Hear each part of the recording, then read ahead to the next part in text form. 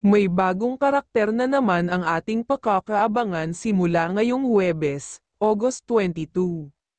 Sa ating pagpapatuloy ng FPG Batang Quiapo, dahil nga sa karnap ang sasakyan na inalok nila Tanggol na napanalunan nila kay Diana ay nagpa siya itong si Tanggol na ialok ang Star of Venus kay Raul.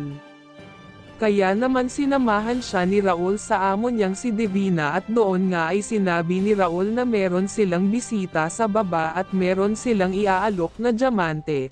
Kaya naman nagmamadali na itong si Divina na kausapin itong si Tanggol, at sa kanilang pagkikita ay pinuri agad siya ni Divina at sinabing, "Ikaw pala si Tanggol, matunog na matunog ang pangalan mo dito sa Quiapo."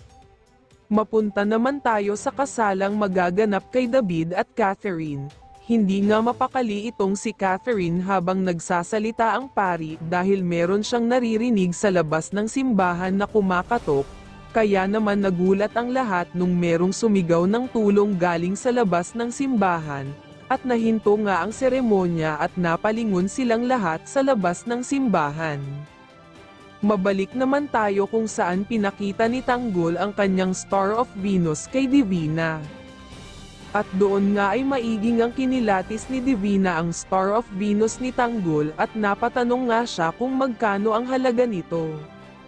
At sinabi nga ni Tanggol na 300 million, at sa puntong iyon inalok nga sila ni Divina at agad din namang napatanong itong si Tanggol at sinabing, "Ano ang ibig niyong sabihin?"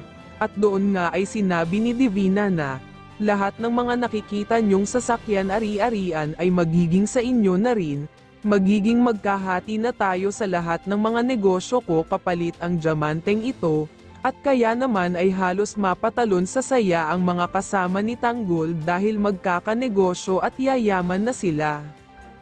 Ano na naman kaya ang magiging papel ni Divina sa buhay nila Tanggol? Madagdagan na naman ba ang hadlang sa pagyaman nila Tanggol, o isa na naman siya sa tutulong para magiging mapabilis ito? Yan ang dapat nating abangan sa susunod na kabanata ng FPJ Batang Quiapo.